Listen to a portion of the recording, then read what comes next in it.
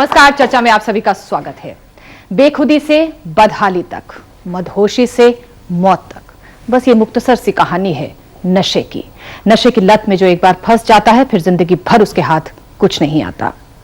हाल ही में राहुल महाजन का प्रकरण जब सामने आया तो एक बार फिर से नशे का कारोबार, नशे में गिरफ्त लोग और इन सब की कहानियां एक बार फिर से सुर्खियों में आ गई हैं। ऐसा नहीं है कि ये विषय कोई नया है, ये विषय बहुत पुराना है, लेकिन चिंता की बात यह है कि आज भारत एक ऐसे उभरते हुए देश के रूप में आगे बढ़ रहा है जहां पर ड्रग्स का संसार चल रहा है। 50% की दर से ऐसे रोगी लगातार बढ़ रहे हैं जो कि ड्रग्स के शिकार हैं। यह हमारे लिए चिंता की बात है, सोचने समझने की बात है। और आज चर्चा में यही है हमारा विषय जिस पर हम बात करेंगे। हमारे साथ जनता के नुमाइंदे हमेशा की तरह और हमारे खास मेहमान, हमारे विशेषज्ञ। लेकिन इससे पहले कि हम ये चर्चा शुरू करें, आइए देखें कि भारत में नशे का जो सिनेरियो है, नशे का जो ये व्यापार है, किस रूप में फैल रहा है और अभी तक की जो ताजा घटनाएं हुई हैं उनका जिक्र आइए देखते हैं इस छोटी सी रिपोर्ट में। गत सप्ताह मुंबई बंदरगाह पर दक्षिण अफ्रीकी जहाज एसएल वॉयेजर से तकरीबन 200 किलोग्राम कोकीन की बरामदगी और दिल्ली में घटित राहुल महाजन प्रकरण से एक बार फिर ड्रग्स या नशीले पदार्थों का मुद्दा सुर्खियों में आ गया है। जहां मुंबई में जब्त की गई कोकीन की खेप अब तक की सबसे बड़ी बरामदगी थी, तो वहीं राहुल महाजन की घटना कोई पहली घटना नहीं थी जहां उच्च या अभिजातीय वर्ग में नशीले पदार्थों के सेवन या फिर खरीद फरोख्त का मामला प्रकाश में आया हो। अभिनेता संजय दत्त हो या फरदीन खान, प्रोवो के मालिक सलिल चतुर्वेदी हो या मॉनसून वेडिंग के नायक विजय राज, समाजवादी पार्टी नेता अबू आजमी के पुत्र फरहान हो या दिलीप छाबड़िया के पुत्र या फिर फैशन गुरु प्रसाद विदापा, समय समय पर ये सभी नशीले पदार्थों के सेवन या फिर उनकी खरीद फरोख्त में लिप्त पाए गए हैं। फहरिस्त खासी लंबी हो सकती थी।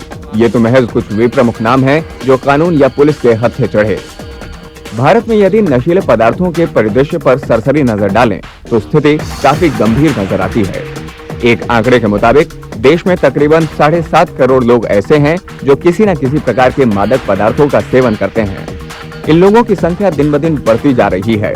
खासतौर से अगर हम मेट्रो शहर से हटकर छोटे शहरों और कस्बों की तरफ रुख करें तो दरअसल भारत में नशीले पदार्थों का कारोबार देश की भौगोलिक स्थिति को लेकर ही देखा जा सकता है। दक्षिण पश्चिम और दक्षिण पूर्वी क्षेत्र के बीच स्थित होने के कारण भारत न सिर्फ इन पदार्थों का आसान गंतव्य बन जाता है, बल्कि ये एक सुलभ ट्रांजिट रूट भी है जहां से ये पदार्थ आसानी से दूसरे देशों में भेजे जा सकते हैं। इसे वर्तमान आधुनिकता की आंधी कहें या बाजार का युग या फिर महानगरों की दमकती जीवन शैली, उच्च वर्ग की दौलत, आक्रामक अंदाज और उसकी समाज और कानून के प्रति संवेदनहीनता में आज मादक और नशीले पदार्थों का नशा पूरी तरह से घुल चुका है। ये वो वर्ग है जो हर तरह से ताकतवर वर्ग है और बेपनाह दौलत का वारिस भी। लेकिन ऐसा भी नहीं कि नशे की ये लत महज उच्च या अभिजात वर्ग तक ही महदूद है। फुटपाथों, झुग्गी झोपड़ियों या फिर रेलवे स्टेशनों पर बसेरा करने वाले लोगों में भी आज इसकी बढ़ती लत को देखा जा सकता है। दुखद तो ये है कि दोनों वर्गों के बच्चों या नौजवानों में इसका ट्रेंड बढ़ता जा रहा है, जिसका नतीजा है कि ये अपराध की दुनिया में लिप्त हो रहे हैं और इसके दलदल से निकल पाना इनके लिए आसान नहीं दिखता। नशे की इस लत में अमीर और गरीब के बीच फर्क सिर्फ इतना है कि जो धनवान है वे कोकेन, हेरोइन, ब्राउन शुगर या फिर महंगी नशीली दवाइयों का सेवन करते हैं और जो गरीब हैं वे इस लत के चलते सिगरेट के जरिए ही चरस गांजे के शिकार हो जाते हैं। जिनको ये कुछ भी मुहैया नहीं हो पाता वे आयोडेक्स, कोरेक्स, बेनाड्रिल जैसे कफ सिरप का सहारा लेते हैं। इन सब के अलावा कुछ ऐसे भी हैं जो पेट्रोल सूंघकर या फिर करेक्टिंग फ्लूइड से ही काम चला लेते हैं। अब इन सब स्थितियों के लिए जिम्मेदार गलत संगत हो या माँ बाप की लापरवाही, तेज रफ्तार जिंदगी से उपजे तनाव हो या गलत ढंग से कमाई दौलत के मजे लूटने की चाहत, कुल मिलाकर सच तो ये है कि नशे का जहर आज समाज में एक नासूर बनकर फैलता जा रहा है। नशा एक नासूर की तरह हमारे समाज में फैल रहा है। यहाँ पर तो हम चर्चा करेंगे ही, लेकिन अगर आप हमारी इस चर्चा में शामिल होना चाहते हैं तो आप एसएमएस के जरिए हमसे जुड़ सकते हैं। हमारा आज का सवाल है कि क्या नशे की जो ये आदत है, ये जो बुराई है, क्या ये आधुनिकता की देन है? अगर आपका जवाब हाँ में है तो लिखिए CMP A और अगर आपका जवाब ना में है तो लिखिए CMP B और कर दीजिए हमें एसएमएस 676733 पर। हमें आपका इंतजार रहेगा, आपके एसएमएस का इंतजार रहेगा। अब हम चलते हैं अपने गेस्ट पर। सबसे पहले हमारे साथ डॉक्टर दीपक रहेजा हैं जो कि मनोचिकित्सक हैं। डॉक्टर साहब, मुझे ये बताइए, मन की ऐसी कौन सी गांठें होती हैं, कौन सी ऐसी गुत्थियां होती हैं जो सुलझती नहीं हैं और आदमी नशे की तरफ चला जाता है? क्या कहते हैं आप? देखिए, यहाँ पे ये समझना ज़रूरी है कि जब हम नशे की बात करते हैं तो एक व्यक्ति नशा क्यों करता है, जैसा आपका सवाल है। या हम ये जानते हैं कि आज हम जो नशे की लत है उसको हम एक बायो साइकोसोशल डिसऑर्डर मानते हैं। तो हम ये जानते हैं कि एक बायोलॉजिकल कंपोनेंट है, जो एडिक्ट है उसके शरीर में कुछ इस तरह की रासायनिक क्रिया होती है जो उसको मजबूर करती है कि वो नशे की तरफ जाए। दूसरी तरफ हम साइकोलॉजिकल कंपोनेंट की बात करते हैं, जहां जो एक एडिक्टेड व्यक्ति है उसकी मानसिकता की हम बात करते हैं, और तीसरी तरफ सोशल जो सामाजिक पहलू है उसकी बात करते हैं। तो जो एक एडिक्ट है वो एक कुछ खास वल्नरेबिलिटी के कारण ऐसी स्टडीज सामने आई हैं, ऐसे आंकड़े सामने आए हैं जहां पे पाया गया है कि एक व्यक्ति ने किसी टाइम पे नशा किया और एक व्यक्ति उसको आगे चल के नशा करता चला जा रहा है। Why does a person start and why does he keep doing, इसके दो अलग पहलू हैं।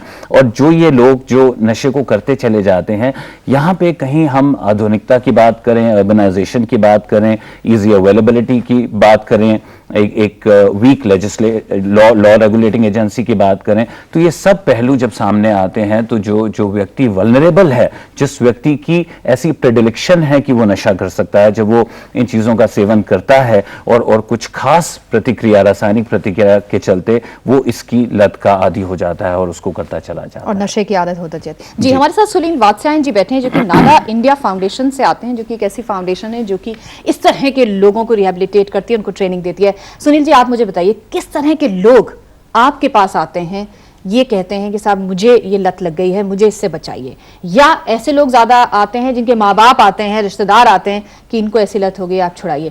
किन वजूहात के साथ वो आपके पास आते हैं? अक्सर जो देखा गया है इसमें खासतौर से जो लोअर मिडिल क्लास है और लोअर क्लास के या हाई क्लास के लोग जो है बहुत कम आएंगे आपको इलाज के लिए। और देखा गया है जो even ministry of social justice and empowerment की या UNODC की जो स्टडीज़ हुई हैं, नेशनल हाउस होल्ड सर्वे, उसमें पाया गया है कि अक्सर जो इलाज लिया जा रहा है और जो आदमी नशा ले रहा है उसके बीच का जो गैप है बहुत ज़्यादा है, यानी कि 4 से 5 साल इसमें लग जाते हैं। व्यक्ति नशा लेता रहता है, उसके घर वाले भी देखते हैं, मगर वो कोई ना कोई ऐसा काम नहीं करते जिससे कि वो इलाज के लिए जा सके। और ये मानना कि मेरे को समस्या है, मैं एक एडिक्ट हो गया हूँ या अल्कोहलिक हो गया हूँ, ये मानने में उसको तकरीबन 4 से 5 साल लग जाते हैं। और वो जब तक उसके रिसोर्सेज उसको मिलते रहते हैं, तो एनेबलिंग फैक्टर्स हैं बहुत सारे जो उसको मदद करते हैं जारी रखने में, जिसमें फैमिली एक बहुत महत्वपूर्ण रोल अदा करती है। तो ये कारण है जो कि उसको एक बहुत ज़्यादा गैप पैदा कर देता है और वो इलाज तक नहीं पहुंच पाते। तो ये बहुत देखना जरूरी है कि उन लोगों को हम पहले कैसे लाएं और क्या हम उनको एक ऐसा माहौल बनाएं अपने समाज में कि वो खुल करके कह सकें कि हाँ, मैं नशे की, मेरे को बीमारी है, जैसे अगर मेरे को मलेरिया होता है तो मैं छुपाता नहीं हूं। तो अगर ये कह देगा तो पुलिस वाले उससे पकड़ के ले जाएंगे। हाँ, यही तो डीक्रिमिनलाइजेशन की बात हमें करनी है कि पुलिस क्या हम खुल करके बता सके और मैं अपने को रोगी के रूप में, पेशेंट के रूप में सबके सामने अपने को पेश कर सकूं और इलाज के लिए तैयार हो सकूं और उस डर से बाहर आ जाऊं मैं। जी, बहुत ही सेंसिटिव विषय है जो कि हम डील कर रहे हैं। अनीता रॉय हमारे साथ हैं, additional commissioner of police, Delhi police से। अनीता जी, पुलिस या कानून, ये हमारे पास एक ऐसी चीज़ें हैं, डर हैं, जिनसे हम लोगों को, डेटरेंस हैं जो लोगों को रोकते हैं। मुझे ये बताइए कि भारत में अगर हम पूछें, आज ड्रग्स का जो व्यापार हो रहा है, कारोबार हो रहा है, उसका क्या सिनेरियो है? आप पुलिस की नज़र से क्या बता सकते हैं हमें? देखिएगा, पिछले 2-3 सालों के आंकड़े देखे जाएं, दिल्ली पुलिस ने जो इसमें सीजर्स किए हैं, लास्ट ईयर ही मोर देन 1 क्विंटल हीरोइन का सीजर है। कोकेन का ट्रेंड 2004 और 5 के बीच में अगर कंपैरिजन देखा जाए, 2005 से 6 का रास्ता देखा जाए, थोड़ा सा बढ़ता हुआ है। पिछले साल तक 300 ग्राम कोकेन की सीजर थी, जहाँ की 2004 में लगभग नहीं के बराबर थी, और इस साल अभी तक 126 ग्राम कोकेन की सीजर है। मतलब ये एक प्रवृत्ति है, एक नया सब्सटेंस है जो कि बढ़ रहा है हम लोग के आंकड़ों के हिसाब से भी। लेकिन जितना हम लोग पकड़ पाते हैं वो तो इन्फॉर्मेशन बेसिस पे जो पुलिस एक्शन ले पाती है वो चीज़ सामने आती है, और हम लोग भी समझते हैं शायद आंकड़े इससे कहीं ज़्यादा होंगे। और जो इस वक्त ज़रूरत है, बहुत बड़ी ज़रूरत है, चाहे समाज का कोई वर्ग हो, वो बहुत इन्फ्लुएंशियल वर्ग हो, बहुत गरीब वर्ग हो या मध्यम वर्ग हो, एक इन्फॉर्मेशन आने की बहुत ज़्यादा ज़रूरत है कि यहाँ पे ये लड़का है या ये परिवार का बच्चा है जो कि इसका शिकार हो रहा है। जैसे सुनील जी ने कहा कि लोग डरते हैं सामने आने से कि ये तो अपराध है। इसमें थोड़ी जानकारी की, थोड़ी अवेयरनेस की बहुत ज़्यादा ज़रूरत है। NDPS एक्ट अपने आप में स्ट्रिंजेंट है, लेकिन NDPS एक्ट डिसबैलेंस नहीं है। इस मुझे एक्ट बताइए- में अंतर किया है दो लोगों के बीच में, एक वो जो कि ड्रग पेडलर है, जो कि बेच रहा है, जो बाकियों को लत लगा रहा है, और दूसरा वो जिसने अपने सेवन के लिए छोटी मात्रा में लिया है। ये बताइए आ कहाँ से रहा है ये सारा का सारा जो ड्रग्स आ रहा है, कहाँ से आ रहा है? देखिए, आप लोग ने जो अपने रिपोर्ट में बताया, डिस्कस किया, हम लोग ट्रांजिट हैं। अब ट्रांजिट में जो सोर्स ऑफ सप्लाई है वो हम लोग के दोनों साइड से है। कुछ हद तक हम लोग के अपने भी इलाके ऐसे हैं जहाँ पे कि लाइसेंस कल्टीवेशन ओपीएम की है। उसी तरह से जो एल्कोलॉइड है, कोकेन, कोका प्लांट का प्रोडक्ट है, it's basically an organic alkaloid, तो उसकी भी प्लांटेशन है, और ये प्लांटेशन लाइसेंस्ड है इस वजह से कि इसका हम लोग इलाज में, दवाई में इस्तेमाल करते हैं, इसकी ज़रूरत है हमें। ओपीएम प्रोडक्ट्स, आपको जानकारी भी होगी इस चीज़ की, ये प्रोडक्ट मेडिसिनल वैल्यू में बहुत हाई वैल्यू रखती हैं।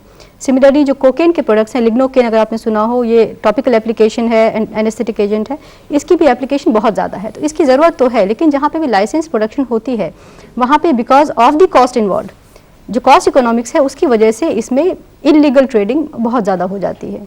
सो we are getting it from outside, from across our borders, we are a transit point and जी, और हमारी वी आर नॉट रिमेनिंग। हम लोग एक सिर्फ ट्रांजिट पॉइंट रह करके रुक नहीं रहे हैं, कहीं हद तक हम लोग यहाँ पे फिल्ट्रेट हो रही है, इसका इस्तेमाल भी यहाँ पे आ रहा जी, है। और हम जियोग्राफिकली अगर भारत को देखा जाए तो वो ऐसी जगह स्थित है कि वो फंसा हुआ है दो तरफ से, यही मैंने कहा, हम एक लोग तरफ transit गोल्डन हैं। क्रिसेंट और दूसरी तरफ गोल्डन Triangle। ट्रायंगल, जहां से हम दोनों तरफ से इनका आना जाना लगा हुआ है। अनीता जी, लौटूंगी आपके ऊपर, लेकिन अब हम बात करेंगे, हमारे साथ वरिष्ठ पत्रकार मौजूद हैं यहाँ पर, पंकज वोरा जी HT से आते हैं। पंकज जी, आपने बहुत क्राइम को और इन सब केसेस को डील किया है, मुझे ये बताइए कि आप क्या वजूहात पाते हैं, क्या वजह है कि हमारे देश में ड्रग्स लेने वाले लोग बढ़ रहे हैं, ड्रग्स का जो कारोबार है वो बढ़ रहा है, आपकी नज़र से? देखिए, ड्रग्स के कई कारण हैं, जैसे डॉक्टर रहेजा ने बताया, सुनील ने बताया, कि अनीता जी ने बताया कि ये सब जो कारण है, ये सामाजिक कारण भी है, साइकोलॉजिकल कारण भी है, और ग्रोइंग अनएम्प्लॉयमेंट है, राइजिंग कॉस्ट है, गरीबी है, कि फिर जो अमीर तबका है उसमें स्टेटस सिंबल का एक वो है, क्या कहते हैं, ख्वाहिश है कि हम बिल्कुल लाइफस्टाइल ड्रग्स खाएं, कि एक्सटेसी या ये कोकेन या शैंपेन के साथ जैसे स्नॉटिंग वगैरह करते हैं ये लोग। तो ये कारण तो बहुत है और कोई ये जो ड्रग्स है, अब जो ज़्यादा इस पे फोकस आ गया है, लेकिन ये अगर आप प्राचीन भारत को भी देखें, प्राचीन चीन को भी देखें, ओपीएम और नशा जो है कि ये कोई नई चीज़ नहीं है, और नशा जो है सिर्फ ड्रग्स के ऊपर कन्फाइड नहीं है, अल्कोहल के ऊपर भी है। आप किसी स्टेट गवर्नमेंट में देखिए, क्योंकि दिल्ली को ही देखिए कि रेवेन्यू जो है, क्योंकि ऊपर जाती है, इनको आंकड़े दिखाने पड़ते हैं, तो शराब की सेल जो है वो आपको हर जगह पे मिलती है। आपको एक एक जगह पे 3-3 दुकानें कंपीट कर रही होंगी कि कौन ज्यादा शराब की बोतलें बेचता है। तो even the state is encouraging कि कोई नशा करे और उससे जो रेवेन्यू बढ़े। जी, तो वैसे शराब जो है वो ड्रग्स की कैटेगरी में ही आता है, जबकि नहीं, मतलब नहीं आता है। अलग आता है। लीगल ड्रग है, आता है ना सर? ये लीगल ड्रग है, इसको हम कहेंगे लीगल ड्रग। अंडर लॉ मगर है तो drug। हाँ, बिल्कुल, बिल्कुल। Alcohol is a drug, it is a depressant, और ये लीगल ड्रग है। जो ड्रग्स की हम लोग बात करें, we are talking of the narcotic drugs in terms of morphine और cocaine group, and what alcohol is, it is guided not under NDPS act, legally it is guided under excise act. So there is a categorization and there is a difference in potency of the two. तो उस हद से भी जो इसका impact है body के ऊपर, वो भी दोनों का काफी हद तक अलग है। शायद यही बहुत बड़ी वजह रही थी कि हमें एक सेपरेट एनडीपीएस एक्ट की जरूरत पड़ी थी to deal with the situation. जी, क्योंकि आज का विषय नशा है, तो नशा तो सभी कुछ आ जाता है। उसमें सब कुछ आ जाता है। सिगरेट का भी, अब सिगरेट के ऊपर की डिब्बी के ऊपर लिखा होता है cigarette smoking is injurious for health, पर सब लोग उसका मतलब कि सेवन करते हैं कि इट्स अ पब्लिक प्लेस में स्मोक करना अलाउड नहीं है, पर कोई मतलब कि इस लॉ को इम्प्लीमेंट करने के लिए कोई मशीनरी नहीं है। तो इसमें बेसिकली सोशल रिस्पॉन्सिबिलिटी, पेरेंटिंग, किस तरह से परवरिश होती है, ये सब फैक्टर्स भी आते हैं कि इसमें पुलिस या लॉ इन्फोर्समेंट एजेंसी अकेला इसको नहीं काबू कर सकती। इसमें समाज को भी अपना रोल जो है इसमें बहुत प्ले करना है, और किस तरह से परवरिश किसी बच्चे की हो रही है उसके ऊपर ये बहुत देखना कुछ सब समाज और घर की जिम्मेदारी है। हमारे साथ वकील साहब बैठे हुए हैं, हमारे साथ हैं इम्तियाज अहमद साहब, सुप्रीम कोर्ट के लॉयर हैं। इम्तियाज साहब, मुझे बताइए कि जो एक्ट है हमारा और जिसमें सजा के जो प्रावधान हैं वो कितने काफी लगते हैं आपको, अगर हम ड्रग पेडलिंग की बात करें, वो लोग जो कि इसका कारोबार करते हैं और वो लोग जो इसे लेते हैं? जैसा अनीता जी ने अभी कहा कि इसको कैटेगराइज कर दिया गया है, एक तो है जो ड्रग पेडलर्स हैं और दूसरा है जो लोग अपने पर्सनल यूज़ के लिए इसे इस्तेमाल करते हैं। दोनों के लिए सज़ा का भी काफ़ी ख्याल किया गया है। पेडलर्स के लिए स्ट्रिंजेंट प्रोविजंस हैं, उनके लिए 10 साल है या उससे भी ज़्यादा हो सकता है, और कहीं कहीं उनको डेथ सेंटेंस भी है। और जो लोग अपने पर्सनल इस्तेमाल के लिए कंज्यूम करते हैं या उसके लिए पोजेस करते हैं, उनके लिए कम है, और अगर कोई उसकी मकदार कम है, क्वांटिटी कम है, तो उसमें और सज़ा कम है, कहीं 2 साल, मैक्सिमम 2 साल है, या विद फाइन है, या सिर्फ फाइन से ही उसको छोड़ा जा सकता है। रह गई बात, इसको सिर्फ स्ट्रिंजेंट प्रोविजन देखने से नहीं हो सकता। मेरा जहाँ तक ख्याल है, एक रिफॉर्मेटिव एटीट्यूड भी होना चाहिए, क्योंकि कहीं ना कहीं साइकोलॉजिकल एक चीज़ भी होती है जिसकी वजह से आदमी ड्रग की तरफ जाता है। आज की सोसाइटी, आज का समाज कुछ इस तरह से चल रहा है, कहीं ना कहीं डिस्टर्बेंस है जिसमें ज़्यादा से ज़्यादा आदमी ड्रग की तरफ जाता है। मतलब आप ये कह रहे हैं कि कानून से ज्यादा कानून के साथ साथ सुधार भी जरूरी है। सुधार भी जरूरी है। हमारे साथ कुछ लोग यहाँ पर मौजूद हैं जो कि कभी किसी वक्त में ड्रग्स लिया करते थे, लेकिन आज कई सालों से वो इसे छोड़ चुके हैं। न सिर्फ छोड़ चुके हैं बल्कि वो रिहेबिलिटेट कर रहे हैं लोगों को, उनके साथ में काम कर रहे हैं। आप हमें बताइए, आप जो ड्रग लेते थे वो क्या चीज लेते थे और क्यों लेते थे? आप पढ़ी लिखी फैमिली से आते हैं, क्यों आप ड्रग्स लेते थे जब लिया करते थे? मेरा नाम अमित है और मैं एक संस्था चला रहा हूँ जिसका नाम अमन फाउंडेशन है, और मैंने 13 साल तकरीबन ड्रग्स और अल्कोहल लिया है। कौन सी ड्रग लेते थे आप? मैं स्मैक लेता था और शराब पीता था। वजह क्या थी, क्यों शुरू किया आपने? रीज़न तो इसका कुछ भी नहीं था, बस सिंपली दोस्तों के बीच में गया और दोस्तों ने ऑफर किया, मैंने कहा मैं करके देख लेता हूँ। तो आप जब पढ़े लिखे परिवार से आते हैं, ठीक ठाक परिवारों से आते हैं, तो पता नहीं होता उस वक्त कि सब ये ड्रग बहुत बुरी चीज है, एक बार लग गई तो लगी जाएगी जान? नहीं, बेसिकली वही मेरा प्रॉब्लम था कि मेरा ये मानना था कि मेरे को ड्रग लगेगा नहीं। बेसिकली मैं तो ऐसे ही शौकिया तौर पी रहा हूँ, ये मेरी अपनी पर्सनल ईगो थी। अच्छा। जिसने मेरे को मना करने नहीं दिया और मेरी सेहत पे तो कोई असर नहीं होगा, ये कुछ भी नहीं होगा मेरे को तो। लेकिन ऐसा नहीं था, वो ड्रग जो था मेरे से ज़्यादा ताकतवर था, और 1 दिन 2 दिन 3 दिन पीने के बाद मेरी एक मजबूरी, पावरलेसनेस बन गई, और काफ़ी साल तक मैंने सफ़र किया, बहुत क्राइसिस देखे मैंने, फिर मैं ट्रीटमेंट के लिए गया। और आप आज लोगों को इसके लिए ट्रीट कर रहे हैं? हाँ जी। हमारी ऑडियंस में से कौन ऐसे लोग हैं जो कि ये सोचते हैं कि सब ऐसे ही ले लो मजे के लिए, मस्ती के लिए, और उसके बाद जिंदगी में क्या कुछ होता है इसके प्रति अवेयर नहीं होते? मुझे बताइए, क्या आज के लोग अवेयर हैं कि नहीं इस मामले में? कोई मुझे बताना चाहेगा, कितने लोग हैं जो कि अवेयर होते हैं आज के दौर पे, या सिर्फ दोस्ती और मजे के लिए ये चीजें ले सकते हैं? जी, कोई? हाँ जी। My name is Sanjay. जैसे अमित जी अभी बोल रहे थे कि पहले वो भी एडिक्ट रह चुके हैं और अब रिकवरिंग एडिक्ट हैं, ही इज हेल्पिंग अदर्स। मैं भी ऐसे एक संस्था चलाता हूँ। मैं पर्सनली ये फील करता हूँ कि जब हम लोग स्टार्ट किया था, awareness was not that much, उतनी जागरूकता नहीं थी।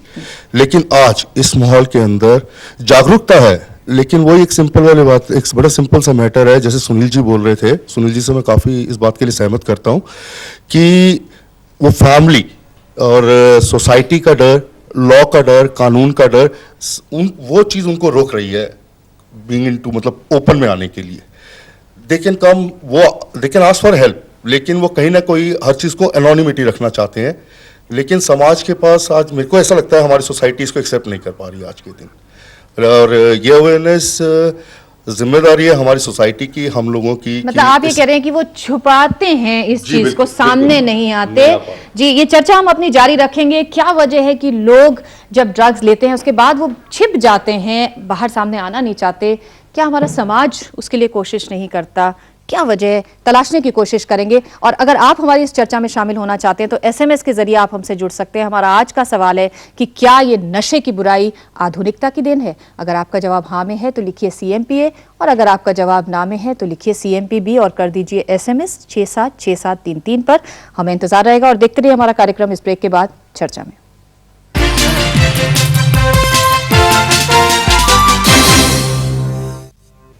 चर्चा में एक बार फिर से आपका स्वागत है। आज हम नशे की बुराई और नशे की इस लत के कारणों को खोजने की कोशिश कर रहे हैं। क्या वजह है कि हम लोग लगातार दिन पर दिन इस तरह के लोगों की तादाद बढ़ रही है जो कि नशे के शौकीन बन गए हैं? डॉक्टर साहब, मुझे ये बताइए, जैसे कि आप बता रहे थे कि हमारे ऐसे लोग हैं जो कि बड़े वल्नरेबल लोग हैं, उनमें सेक्स वर्कर शामिल हैं, उसमें ट्रांसपोर्टेशन से जुड़े हुए लोग शामिल हैं, उसमें गली नुक्कड़ों में काम करने वाले बच्चे शामिल हैं, ये तो शामिल है जो नशे की लत में लगते हैं। मुझे ये बताइए, जो हाई प्रोफाइल लोग हैं जिनके पास बड़ा पैसा है, वो क्यों नशे के शिकार हो रहे हैं? उनके पास तो सब कुछ है, क्या कहीं भावनात्मक रूप से कमजोर होते हैं इस वजह से, या सिर्फ दिखाने के चक्कर में? देखिए यहाँ पे ये समझना जरूरी है कि नशे की जो चाहत है ये उतनी पुरानी है जितना शायद मानव इस धरती पे पुराना है। जैसे मानव विकसित हुआ, इस धरती पे आया, उसने अपने पांव जमाए, उसको चाह थी जो हम चाय पीते हैं या कॉफी पीते हैं। ये वहां तक तो समझ में आता है, नहीं, बट इसको समझना जरूरी है that we have always wanted things जो हमें एक खास तरह की इमोशंस, एक खास तरह की अनुभूति जो हम चाहते हैं वो हमें दे सके। When this is carried to extreme, जैसे आपने वेल्दी लोगों की बात की, सेलिब्रिटीज की बात की, ये वो तबका है जिनके पास सारी चीजें हैं। जब वो सारी चीजें उनको प्राप्त हो जाती हैं और जीने का मकसद, एक मंजिल जो है उनको सामने नजर नहीं आती, तो फिर वो उस इमोशन को सिमुलेट करने के लिए इन चीजों की तरफ जाते हैं, you know, because it's trying to produce a state. देखिए, एक आदमी नशा क्यों करता है? वो एक खास अनुभूति चाहता है, एक खास इमोशनल स्टेट चाहता है, या वो एक दर्द भरी स्टेट से अपने आप को राहत दिलाना चाहता है। जो ऐसे लोग हैं वो शराब की तरफ जाते हैं, और जो लोग जैसे हम पार्टी ड्रग्स की बात कर रहे हैं, जो सेलिब्रिटीज हैं, डिजाइनर ड्रग्स हैं, जिसमें हमने एक्सटेसी का नाम लिया, जिसमें हमने कोकेन का नाम लिया, ये लोग वो हैं जो 5 घंटे एक नाइट क्लब में जाके नाचना चाहते हैं। अब हमारी नाचने के लिए हम एक ड्रग्स लेते हैं। डॉक्टर साहब, हम कौन कौन सी ड्रग्स प्रचलित हैं इस समय, कौन कौन से खास ड्रग्स हैं और किस तरह से काम करती हैं, आइए देख लेते हैं इस छोटी सी रिपोर्ट में। कोकेन दुनिया का सबसे महंगा नशा। शायद यही वजह है कि आज रईसों की पार्टियों का ये सबसे प्रचलित नशा है। लेकिन सवाल ये उठता है कि आखिर यह कोकेन है क्या, कहां से आती है और कैसे चलता है इसका काला कारोबार। कोकेन का उत्पादन मुख्यतः दक्षिण अमेरिकी देश मेक्सिको और कोलंबिया में होता है और यहाँ के संगठित आपराधिक गिरोहों द्वारा इसकी तस्करी दूसरे देशों को की जाती है। सख्त कानूनों और कम उत्पादन की वजह से ये बहुत महंगी होती है। अंतर्राष्ट्रीय बाजार में 1 किलो कोकेन की कीमत उसकी गुणवत्ता के हिसाब से 1 करोड़ से लेकर 5 करोड़ रुपए तक हो सकती है। भारत में कोकेन की आमद खाड़ी देशों के रास्ते होती है। तस्करों के साथ साथ कुछ पड़ोसी देशों की खुफिया एजेंसियां भी हमारे देश की अर्थव्यवस्था को कमजोर करने के लिए संगठित रूप से इसकी तस्करी में लिप्त हैं। कोकेन ही अकेला ऐसा नशा नहीं है जिसने युवा पीढ़ी को अपनी गिरफ्त में ले रखा है। मादक पदार्थों की ये फहरिस्त बहुत लंबी है। इसमें heroin, morphine, marijuana, ecstasy, LSD, PCP, राइफनॉल, GHB, hashish, अफीम, चरस और गांजा प्रमुख है। हेरोइन का उत्पादन दक्षिण अमेरिकी देश कोलंबिया, दक्षिण एशियाई देश बर्मा और मध्य एशियाई देश अफगानिस्तान में होता है। कोकेन के बाद ये दूसरा सबसे महंगा नशा है। अंतर्राष्ट्रीय बाजार में इसकी कीमत तकरीबन 1 करोड़ रुपए प्रति किलोग्राम है। मैरिजुआना का उत्पादन मुख्य रूप से मेक्सिको, कनाडा और अमेरिका के कुछ प्रांतों में होता है। आसानी से उपलब्ध मैरिजुआना पश्चिमी देशों में सबसे प्रचलित नशा है। ये हैं तरह तरह के नशे जो कि आजकल के दौर में प्रचलित हैं और जैसे कि डॉक्टर साहब बता रहे थे, सिर्फ नाच पाने के लिए लोग ड्रग्स का सेवन कर लेते हैं और अपनी जिंदगी से खेल जाते हैं। इसका एहसास उन्हें बाद में होता है, यही वजह है कि वो उस वक्त सोचते नहीं हैं। अनीता जी, हमें ये बताइए कि जिस प्रकार से आप अभी बता रही थी कि काफ़ी सारे सीजर्स आपने बताए हुए हैं, लेकिन हमने ये देखा है और पढ़ा है रिपोर्ट्स में कि जो सीजर्स होते हैं वो 5% होते हैं। मतलब जितना बड़ा कारोबार चल रहा होता है उसके 5% आप कभी सीजर। क्या वजह, क्या मुश्किलात है आपके सामने, क्यों नहीं ये सीजर्स हो पाते, क्यों नहीं हम उन लोगों को पकड़ पाते जो इस पेडलिंग के धंधे में लगे हुए हैं? देखिए, एक तो जो हम लोग का इंफॉर्मेशन सिस्टम है, बेसिकली जितने हमारे सीजर्स हैं वो इंफॉर्मेशन बेस्ड है और कई लोगों के पास ये इंफॉर्मेशन होती है। जैसे अगर आप हाई सोसाइटी की बात करें, आप एक ऑर्गेनाइज ग्रुप की बात करें, जैसे नाइट पार्टी का सर्कल है उसकी बात करें, तो वहाँ से कितने लोग बड़ी जिम्मेवारी के साथ इंफॉर्मेशन दे पाते हैं? बहुत कम है। और जितनी इंफॉर्मेशन आती है उसके बेसिस पे ही हम लोग आगे बढ़ पाते हैं। अब इसको भय बोल लीजिए, हिचकिचाहट उनकी बता दीजिए, जैसे भी है, कोई भी सोर्स ऑफ इंफॉर्मेशन हम लोग का जो रेगुलर सोर्स है उससे बाहर जाके बहुत ही कम हम लोगों ने देखा है कि एक आम शख्स, एक आम शहरी हमें बताया कि इस तरह की हरकतें हो रही हैं। लेकिन पुलिस का अपना भी तो नेटवर्क होता है, वो क्या काम करता है? वही हम आपको कह रहे हैं, हम लोग जितनी सीजर कर पाते हैं वो हम लोग अपने इंफॉर्मेशन सोर्स पे कर पाते हैं, चाहे वो दिल्ली पुलिस हो जाए या जो ऑर्गेनाइज डिपार्टमेंट्स हैं जो स्पेसिफिकली इसी काम को करती हैं। तो it is our own information system. नहीं तो कहने का मतलब ये कि ये सीजर्स तो बहुत कम होते हैं, तो हम कैसे निपटेंगे इतनी बड़ी समस्या से? आपने जो बात कही वो बहुत एक इम्पोर्टेंट बात कही। सहज सी बात है कि जो ड्रग्स लेता है, जो ड्रग्स देता है, जहाँ सेवन होता है, ये समाज के बीच में ही होता है। ऐसा नहीं है कि वो शहर से बाहर जाके कहीं और एक दूसरे प्लैनेट में जाकर के होता है, लेकिन सब कुछ यही होते हुए भी एक इंफॉर्मेशन नेटवर्क के लिए पुलिस को ढूंढना पड़ता है। एक अवेयरनेस की बात है कि हमारी भी उतनी ही जिम्मेदारी है। जनता से आज जानना चाहेंगे क्या वजह है कि लोग, जैसे कि अभी अनीता जी कह रहे हैं, समाज में रह के होता है, किसी दूसरे उपग्रह पे कोई ड्रग लेने के लिए नहीं जाता, क्यों नहीं हमारे लोग आगे आते और बताते कि साहब यहाँ पे ड्रग्स का कारोबार चल रहा है, धंधा चल रहा है, यहाँ पे पेडलर्स हैं? क्या वजह, क्या डर है हमारे मन में? कौन मुझे बताना चाहेगा? बैठे बैठे। पुलिस का एक फेस है कि अगर बड़ा इनह्यूमन सा फेस है, जो एक डर होता है आम पब्लिक के अंदर बना होता है कि अगर वो इन्फॉर्मेशन देते हैं किसी तरह की सोर्सेज की, तो जनरली उन्हें यह खतरा होता है कि कहीं पुलिस उन्हें ही ना ट्रैप कर ले उल्टा, कि आपको कहाँ से पता चला, how are you involve, how you came to know. जी आप बताएं। जी मेरा कहना ये है कि पहले तो जो ड्रग्स लेता है उसको खुद का अपना होश नहीं रहता, तो वो अब जो इन्फॉर्मेशन दे रहा है, अगर किसी तरह उसे पता लग जाए कि किसने इन्फॉर्मेशन दी है, तो उसके साथ वो कुछ भी कर सकता है। तो नहीं, जो समाज का तबका है वो भी तो देखता होगा, वो कहीं तो बैठ के पीते होंगे, लेते होंगे, कुछ करते होंगे।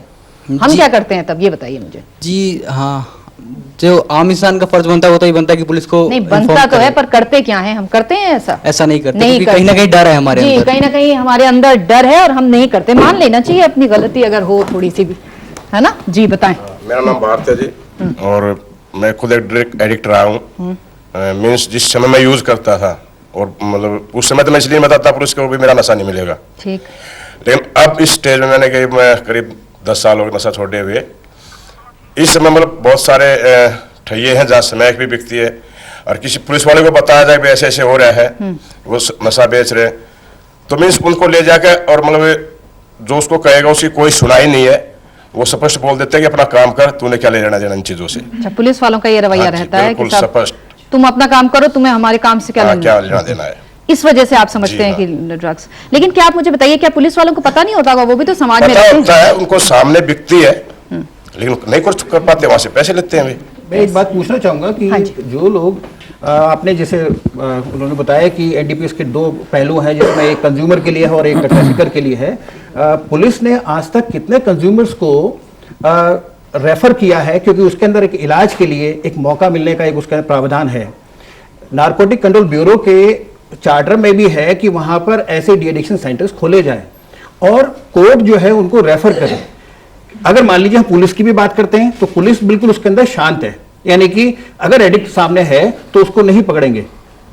इसका मतलब क्या हुआ कि हमने उसको एक जो मौका था, एक काउंसलिंग उसको दे सकते थे काउंसलर जो है, मतलब क्योंकि हर पुलिस वाला एक सोशल वर्कर भी है उसके पीछे, क्योंकि उसके पास जरूरी नहीं कि लॉ का पूरा सोशल वर्क करने के लिए पुलिस वालों के पास टाइम ही नहीं होता साहब। मैं समझता हूँ बीट ऑफिसर के पास पूरा समय होता है कि ऐसा नहीं है। Whatever we do for the society, so whatever the work we do, it is a social work that we are doing. लेकिन जिस प्रकार ऐसा नहीं है कि सोशल वर्क और पुलिस वाले जो है वो कहते हैं सब अपना काम करो। एक मिनट, ये क्या है? देखिए, ये तो ट्रेंड है आपके पुलिस वालों में, हम ये नहीं कहते सब में है, लेकिन ये ट्रेंड तो है कि साहब तेरे को क्या मतलब है, तू अपना काम।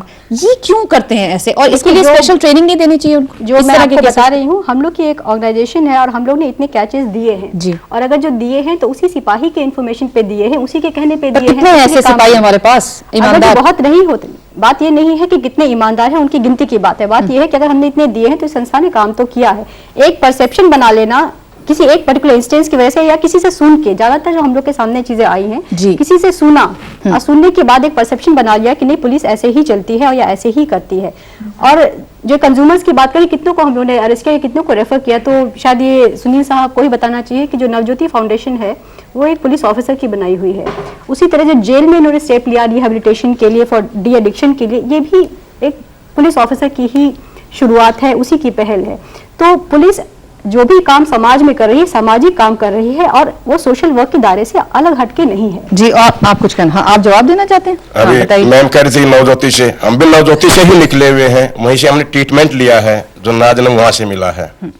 उसके बावजूद भी मतलब कहीं हमारा मतलब आज ये भी हकीकत है, नवज्योति की रिकॉर्डिंग दिल्ली के अंदर सबसे ज्यादा रिजल्ट रहे हैं, जो हम 4 आदमी तो यहीं पे बैठे हैं, मैं मानता हूँ। लेकिन फिर भी जो आप सवाल था कि भी आम समाज क्यों डरता है पुलिस वालों से, वो इसलिए डरता है क्योंकि उनकी सुनवाई नहीं होती आज भी। जी, संवेदनशीलता की कहीं कमी नजर आ रही है। हाँ, मेन बात मैं ये कहना चाहूँगा कि हमें अगर अपने देश का ख्याल होगा तो हम खुद आगे आएंगे और चाहेंगे कि ये गंदगी है, नशा। मुझे ये बताओ भाई साहब कि आप आगे आते हो क्या? ये तो होना तो बहुत कुछ चाहिए। मैं वही बताना चाह रहा हूं। क्यों नहीं आते हम आगे?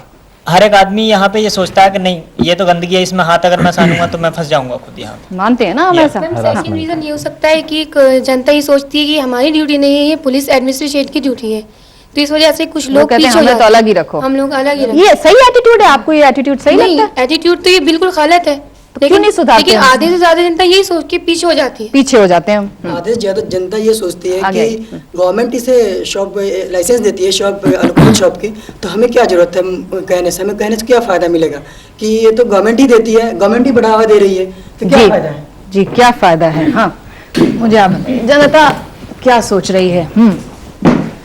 मेरा नाम संजीव शर्मा है। सबसे पहली बात कि जो पुलिस का जो लॉज और वगैरह ये सब कुछ है, तो ये इतने खराब हैं कि जो गवाह है ये उन्हें इस तरीके से पकड़ते हैं और इतनी उनको जो उनसे पूछताछ करते हैं, इससे वो घबरा के सबसे पहले तो कोई गवाह सामने ही नहीं आता। और दूसरी चीज़ ये जो नशाखोरी होती है सबसे ज़्यादा ये पुलिस जेल में ही होती है। तिहाड़ चले जाए वहाँ पे आप देखें कि वहाँ के कैदी जितने भी हैं वो सारे नशाखोरी कर रहे होते हैं। जी हमने सुना है बहुत सारे कैदियों को तो वहां जाके नशे की लत लग जाती है, ये एक हकीकत है, इससे हम मुंह नहीं मोड़ सकते। हाँ जी इधर माइक दीजिए। जैसे नवज्योति केंद्र में बताया गया, अभी अनीता जी ने बोला कि वहाँ पे जो डायरेक्ट एडिक्ट जाते हैं उनका इलाज होता है, बट जो डायरेक्ट वहाँ पे जाते हैं वो शायद वो भी इन्फॉर्म करते हैं कि उनको ड्रग रिसीव कहाँ से होता है, तो क्या उनको गिरफ्तार किया जाता है? ऐसा तो नहीं लगता। जी मेरे ख्याल बड़ा वैलिड पॉइंट उठा रही हैं। वो कह रही हैं कि जो लोग जाते हैं वो तो आपको बताते होंगे ना अनीता जी। अनीता जी से हम सिर्फ सवाल इसलिए करें कि आप पुलिस को रिप्रेजेंट कर रही हैं, हम आपको नहीं कह रहे कि आप हमें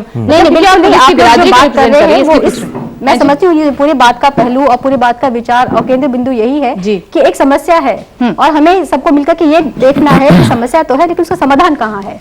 तो समाधान के ऊपर अगर हमें जाना है तो हमें सबकी बात सुननी ही है, हर एक का पॉइंट ऑफ व्यू, हर एक का विचार सुनना ही तो है। ये इस बात का आप जवाब दीजिए कि जब सेंटर्स में आप लोग लेके जाते हैं तो उनसे नहीं आप लोगों को इन्फॉर्मेशन मिलती होगी कि साहब कहाँ क्या मिल रहा है, लेकिन फिर भी नहीं पकड़ते? नहीं ऐसा नहीं है। जब भी हम लोग की सोर्स ऑफ इन्फॉर्मेशन जहाँ से शुरुआत होती है हमेशा उस आदमी से शुरुआत होती है जिसको सबसे पहले हम लोग सड़क पे से लेते हैं कि भैया आप ड्रग्स पी रहे हैं, आपको मिली कहाँ से?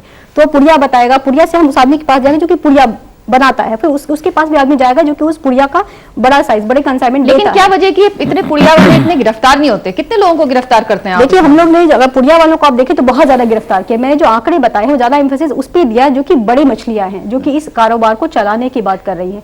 हम उनकी तरफ नहीं इतना इशारा कर रहे जो कि 5 ग्राम ले रही है, जिसकी कानून भी कहता है कि सजा कम दो, जो प्रोबेशन ऑफ ऑफेंडर्स एक्ट है उसको उसमें स्पेस दो। वकील साहब ने नहीं बताया और सब लोग के लिए मैं जानबूझ के इस बात को इसलिए सामने लेके आ रही हूँ कि आदमी समझता है कि अगर मैं पी रहा हूँ, पीने वाला हूँ, लत मुझे लग गई तो मैं पुलिस के पास नहीं जाऊँ क्योंकि मैं गिरफ्तार हो जाऊँ, मेरे लिए कानून में बहुत बड़ी सजा है।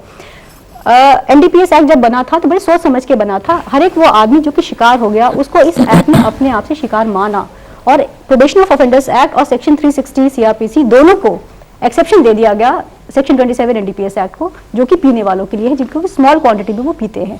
तो जी लेकिन वकील साहब यहाँ पे पूछेंगे ये जो स्मॉल क्वांटिटी है इसका जो ये है, हमने देखा है कि जो हाई प्रोफाइल लोग हैं वो यही करवाने में लग जाते हैं कि साहब क्वांटिटी किसी तरह से पुलिस कम दिखा दे तो उनको वो सजा से बच जाए। तो इसके बारे में क्या कहते हैं? इसका फायदा वो लोग लेके जाते हैं, चाहे तो वो अभी फरदीन के केस में हम ये देख रहे हैं, केस में भी यही हुआ, उसका फायदा वो लेके जा रहे हैं।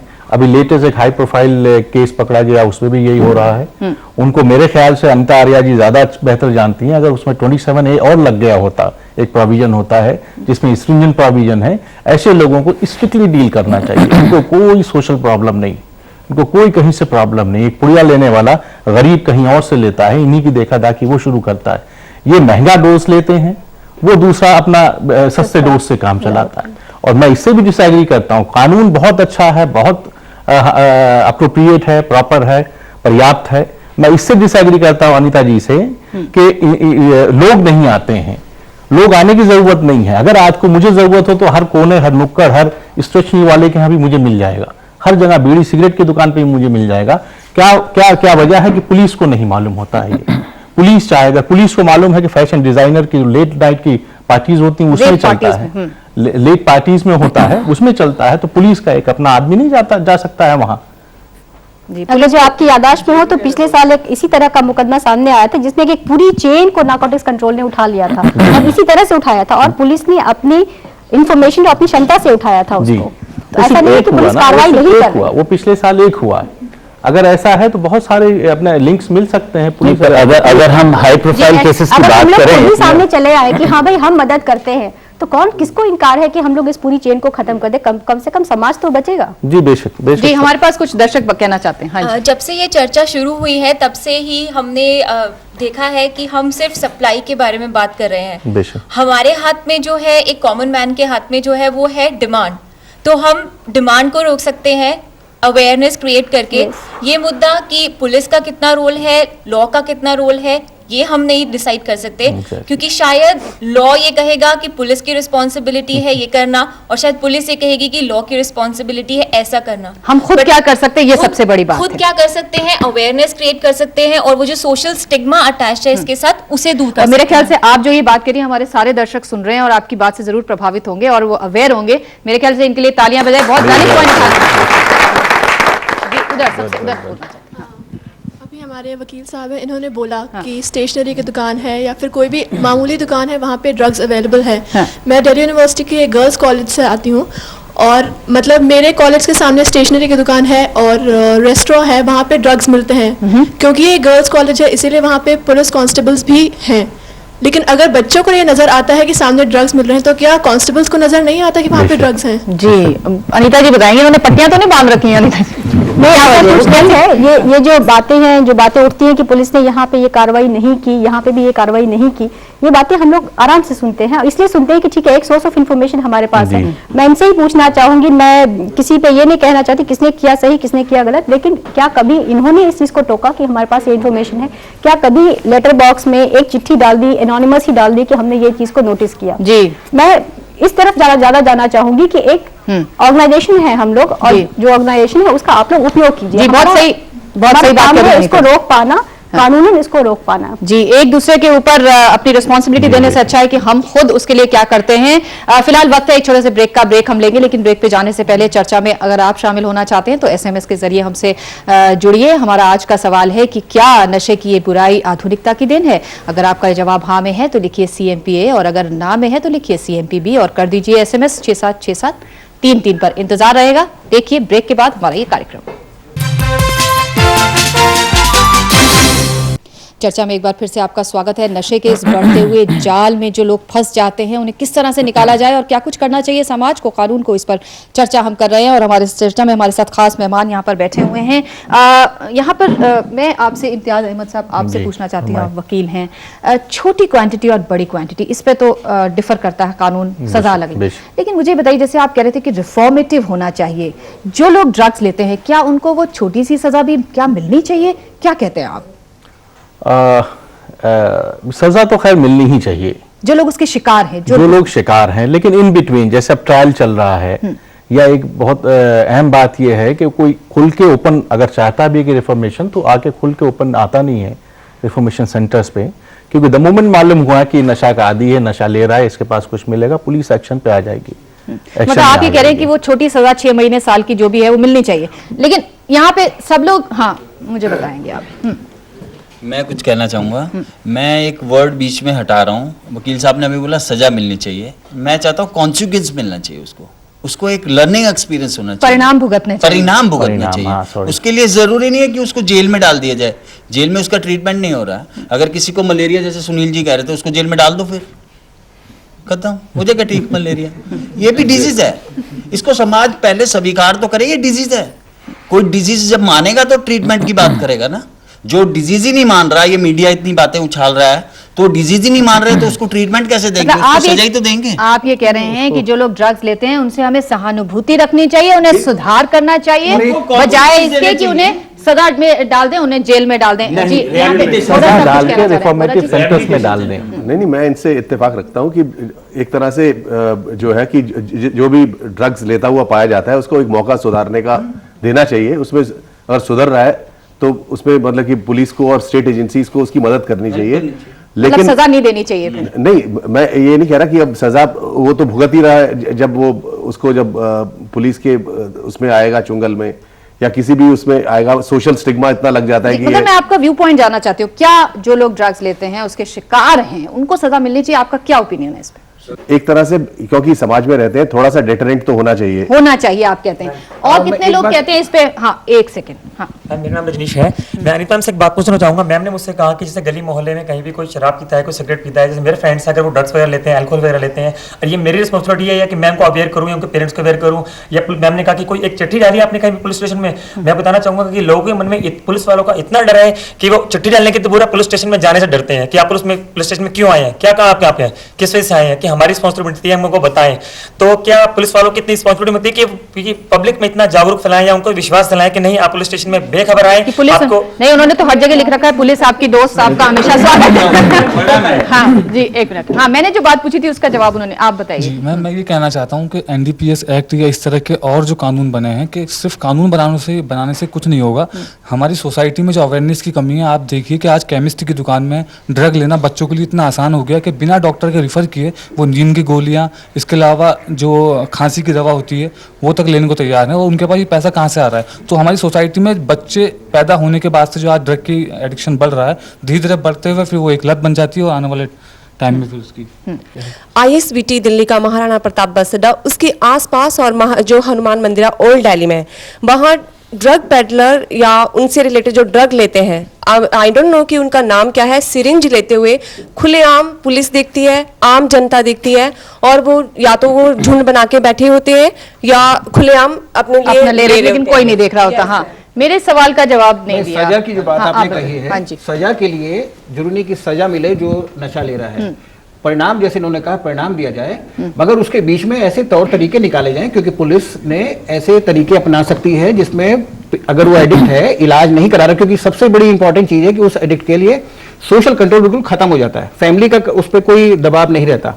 अब पुलिस जो है उसके अंदर एज ए सोशल वर्कर, जिसको मैंने कहा कि वो कर सकती है, उसको बुलाए, वहां का जो बीट ऑफिसर है, अगर उसको मिले, जरूरी नहीं कि पुलिस अंदाज में ही मिले, एक सोशल वर्कर की तरह भी मिल सकता है और उसको एक रास्ता दे सकता है। जैसे प्रोबेशन एक्ट की बात कही है, वो एक बड़ा अच्छा एक तरीका है जिसके अंदर सुपरविजन में वो रह सकता है और इलाज के लिए तैयार किया सकता है। तो ये यानी कि जो एनजीओ जो काम कर रही हैं, डी एडिक्शन सेंटर्स काम कर रहे हैं, और जो पुलिस है और जो कम्युनिटी है, ये तीनों का एक तारतम्य होना बहुत आवश्यक है। अगर वो नहीं होगा तो हमारे को जो आवश्यकता पड़ती है कि एकदम ही या तो हम उसको खुली छूट दे देते हैं कि वो नशा ले, जैसा आपने कहा कि मंदिर मार्ग पे अगर देखा हमने, कहीं मंदिर पे देखा नशा ले रहे हैं वो, या तो बिल्कुल आंख बंद कर लेते हैं, और या फिर अगर आंख खोलते हैं तो इतनी आंख खोलते हैं कि उसको सजा क्या मार दें उसको। अब अगर हम इसको राहुल महाजन की बात करें, मीडिया ने पहले जो उसको जब दिखा रहे थे तो राहुल महाजन को ऐसे थे कि ही वाज ए स्टार, मगर जैसे ही पता लगा कि वो नशा ले रहे हैं, अब he has become just nothing.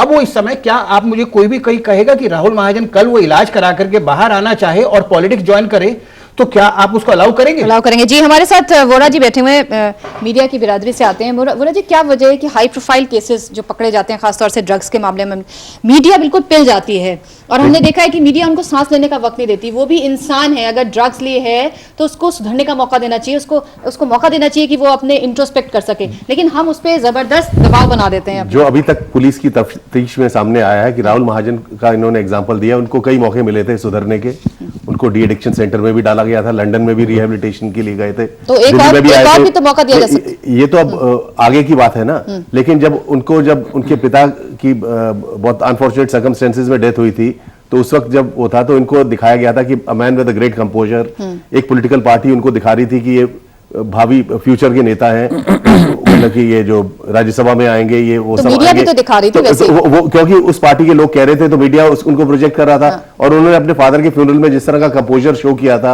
उससे बहुत उभर के उनका बहुत अच्छा एक तरह से जी, वो सब बातें सही है, लेकिन ये बताइए क्यों हाई प्रोफाइल केसेस के पीछे पड़ जाती है मीडिया? लेकिन ये जो उसके बाद की चीजें हैं, ये मीडिया एक तरह से, इस चीज से मीडिया भी सबक सिखा रही है कि जो है कि कहाँ एक तरफ उनके लिए इतनी ज्यादा पॉजिटिव पब्लिसिटी हो रही थी, और ड्रग्स और इसमें जो भी नशे में पड़ता है उसका अंजाम क्या हो सकता है कि एकदम व्यक्तिगत केस देखें तो आप लोग उस पर दबाव नहीं बना देते, वो कैसे बाहर आएगा इस चीज से? हम राहुल महाजन की बात नहीं कर रहे, हम एक जनरल बात कर रहे हैं यहाँ पे, उसका जवाब नहीं। आप बताइए उदाहरण के तौर पे किसके ऊपर दबाव बनाया मीडिया ने, जो है कि अब राहुल महाजन का किसी भी हाई प्रोफाइल को आप पकड़ते हैं, देखिए इतने सारे लोग हैं, उनका तो मीडिया में विवरण नहीं आता, छपता नहीं है कुछ भी, लेकिन इस तरह केसेस को हम पकड़ लेते हैं और उन्हें पकड़ के आप देखिए कि मीडिया के अंदर जो, अगर आप देखें कि हाई प्रोफाइल आदमी ही आइकॉन बनता है, हाई प्रोफाइल आदमी ही ब्रांड एम्बेसडर बनता है, कि अगर खांसी की दवाई चाहिए तो अमिताभ बच्चन को वहां पे खांसी करके उसको ठीक होके दिखाना पड़ता है, सचिन तेंदुलकर को कोक पी के दिखाना पड़ता है, तो आम आदमी क्यों नहीं वहां पे पीते हुए दिखाते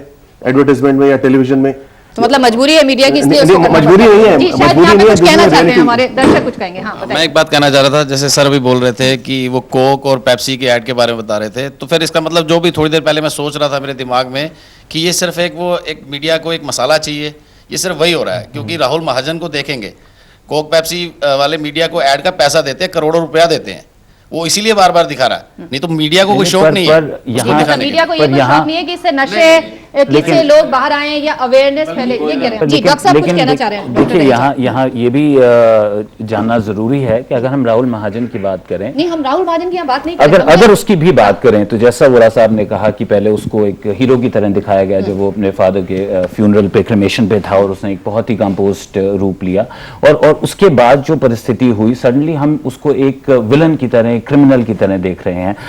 What we need to also understand here is कि ये जो एक महीने का, ये जो कुछ दिन का जो पीरियड रहा, यहाँ पे एक एडिक्ट जो है वो रिकवरिंग एडिक्ट भी अगर हो, चाहे उसका इलाज हुआ उस दौरान वो ले रहा था कि नहीं ले रहा था, पर ये जो पीरियड था एक बहुत ही इवेंटफुल पीरियड था, उसको अपने पिता की मृत्यु से जूझना था, और सडनली वो जो पावर की बात की जा रही थी कि वो राज्यसभा के MP बना दिए जाएंगे, ये सारी परिस्थितियां भी एक एडिक्ट के लिए बहुत वल्नरेबिलिटी का पीरियड होती है। तो एक एडिक्शन जो है ये एक सामाजिक दीमक है। अगर मैं ये कहूं कि मेरे घर में आग लगे वो आग है, लेकिन अगर पड़ोसी के घर में आग लगे तो वो तमाशा है। तो यहाँ देखिए हमें इस बात को स्वीकारना होगा कि ये, जैसा आपने बताया कि ये 20 से 50% की रेट से ग्रोथ अगर हो रही है, और आने वाले दिनों में अगर ये शायद हम इस बात से अनजान ना बन पाए, इस बात से अनछुए ना रह पाए कि ये जो समस्या है ये हमारे घरों में भी आ सकती है। So it is very important that we understand कि एक एडिक्ट जो है वो क्रिमिनल नहीं है, उसको वक्त चाहिए, और अगर वो स्लिप हो जाता है, अगर उसने 3 इलाज कराए जैसा इन्होंने कहा, तो इसका मतलब ये नहीं कि वो एक बुरा व्यक्ति है या वो क्रिमिनल है कि वो 3 इलाजों में भी ठीक नहीं हो सका। कई बार एक एडिक्ट को ठीक होने में 10, 15, 20 इलाजों की भी जरूरत होती है, लेकिन अगर अपने एक शरीर के अंग में कोई खराबी है तो हम उसे काट के फेंक तो नहीं देते। अगर मेरे भाई, मेरे माँ, मेरे बाप के साथ ये हो तो मैं क्या रुख अपनाऊंगा? क्या मैं संवेदनशील नहीं रहूंगा? क्या मैं कोशिश नहीं करूंगा कि बार बार भी अगर मुझे एक डॉक्टर के पास जाना पड़े, एक रिहैबिलिटेशन सेंटर में जाना पड़े और मैं उसका इलाज करा पाऊं, मैं करूंगा। तो why should I not view somebody? You know, it is very easy to make a assertion और एक टिप्पणी करना बहुत आसान। हम लौटेंगे आपके पास। अगर ये मेरे भाई, बहन, बेटे, बच्चे के साथ हो तो मैं क्या करूंगा और कितनी बार उसे अस्पताल ले जाऊंगा? और जब ये लोग ट्रीटमेंट ले रहे होते हैं या नहीं भी ले रहे होते, तो समाज कितना उन्हें एक्सेप्ट करता है, कितना हम उन्हें अपनाते हैं, उनकी इस वापसी को आसान बनाते हैं। चर्चा करेंगे इस पर छोटे से ब्रेक के बाद, लेकिन इससे पहले हम आपको बता दें हमारे SMS का सवाल, हमारा आज का सवाल है, आप इसमें भाग ले सकते हैं कि क्या नशे की ये बुराई आधुनिकता की देन है? अगर आपका जवाब हाँ में है तो लिखिए CMPA, और अगर ना में है तो लिखिए CMPB और कर दीजिए SMS 676733 पर। इंतजार रहेगा।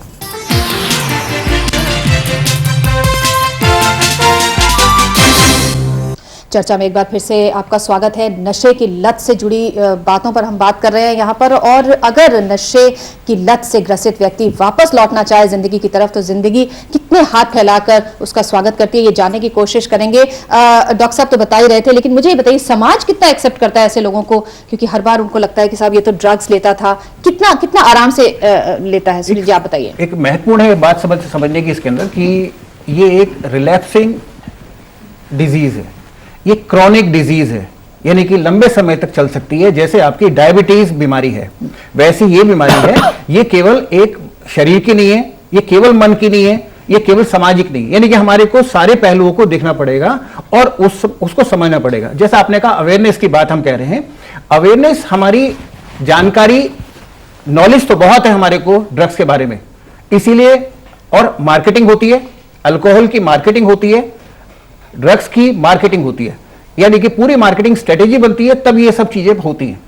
इसका मतलब कि हमारे माइंड को जैसे कोक के लिए तैयार किया जाता है, वैसे ही ड्रग्स के लिए भी तैयार किया जाता है। तो जब तक हम अपने धारणाओं को, हम अपने जो नजरिया है चलता है यार ये तो प्रॉब्लम किसी और के घर की है, ये मेरी नहीं है, ये इस तरह की धारणाओं को जब तक हम चैलेंज नहीं करेंगे, उसमें बदलाव नहीं लाएंगे, तब तक ये समस्या बनी रहेगी। इसमें बहुत बड़ा जो पक्ष है वो है क्या हम इसको प्रिवेंट कर सकते हैं, क्या हम इसको रोक सकते हैं। इसमें अगर रोकना है तो अवेयरनेस बहुत बड़ा फैक्टर है, एक एजुकेशन बहुत बड़ा फैक्टर है। वैसे ही हमें एजुकेशन या अवेयरनेस देनी पड़ेगी जैसे हम ओरल पोलियो वैक्सीन के लिए ड्राइव चला रहे हैं, जैसे हम एड्स के लिए चला रहे हैं, उतनी कमिटमेंट, उतना मीडिया, उतनी एजुकेशन, उतना स्कूल लेवल पे हमें बहुत ज़रूरत पड़ेगी ये समझाने के लिए कि हमारी सीख ये है कि एक बार आदमी गलती से शुरुआत कर देता है कि देखिए मैंने तो ले लिया, मैं इसमें नहीं बंधूंगा, मैं इससे ऊपर हूँ, लेकिन होता यह है कि वो उसके ऊपर नहीं रह पाता, वो उसमें बंध जाता है। तो एक अवेयरनेस की बहुत जी, और इसके लिए मेरे ख्याल मीडिया का बहुत जबरदस्त रोल है। जी वोरा जी, आप क्या कहेंगे, मीडिया का कितना बड़ा रोल है अवेयरनेस के लिए? मीडिया का बहुत बड़ा रोल है। मीडिया जो है कि एग्जाम्पल जो सामने दिखाकर कि किस तरह से परिवार बर्बाद हो जाते हैं कि ये जो नशे की लत में जो पड़ते हैं, और मतलब कि there whole lot of stories की जो है, लेकिन इस तरह की भी स्टोरीज है जैसे आप पहले चर्चा कर रहे थे कि जो रिहेबिलिटेट होके आता है उसकी एक्सेप्टेबिलिटी है कि नहीं है। लेकिन दुनिया में सबसे बड़ा एग्जांपल जो है आप अमेरिका के प्रेसिडेंट जॉर्ज बुश का देखिए कि उनको जो अल्कोहल अब्यूज के लिए कई बार ट्रीटमेंट करना पड़ा था जब तक वो 40 साल के थे। उसके बाद he has become president of America, is the most powerful man in the world की सेकंड टाइम उनकी टर्म है। मतलब कि उनकी एक्सेप्टेबिलिटी हुई, रिहेबिलिटेशन क्या हुई कि इतनी जबरदस्त हुई। तो इस तरह से बहुत उदाहरण है, बहुत सारे क्रिएटिव लोग हैं, बहुत सारे संगीतकार हैं, बहुत सारे वो हैं जिन्होंने ड्रग अब्यूज किया है, लेकिन उन्होंने they have come out of it और उन्होंने उसके ऊपर फिल्में बनाई हैं, उसके ऊपर उसके इवल्स के ऊपर वो किया है। कहने का मतलब ये है कि जब कोई केस सुर्खियों में आए सिर्फ तभी मीडिया सक्रिय ना दिखाई दे, उसके अलावा भी वो इसके बारे में छापे, इसके बारे में लिखे और करे तो बहुत बेहतर होगा, और यही उससे उम्मीद भी की जाती है। जी, ड्रग्स को लेके जहाँ तक अभी तक हमने देखा है, हमें सिर्फ नेगेटिव ही नेगेटिव सुनने को मिला है। तो हम ये क्यों नहीं करते, आई मीन पुलिस जो हमारी गवर्नमेंट है जहाँ से ये प्रोड्यूस होके आ रहा है वहीं पे जाके क्यों नहीं, जैसे अभी हमने देखा कि मेक्सिको से ये ज़्यादा बन के आ रहा है, तो वहीं जाके हम क्यों नहीं कोई एक्शन लेते? यहाँ बैठ के सुझाव देने, जब कोई केस सामने आता है तो सॉल्यूशंस बहुत सारे सामने आते हैं पर वो इम्प्लीमेंट नहीं किया जाता हमारे यहाँ पे। ऐसा नहीं है, अगर मेक्सिको में आप लोग को जानकारी हो तो जो वहाँ का कार्टेल बना हुआ है उसको गवर्नमेंट ने बहुत जोरों शोरों से तोड़ने की कोशिश की है, और सिर्फ मेक्सिको की गवर्नमेंट ने या कोलंबिया की गवर्नमेंट ने नहीं,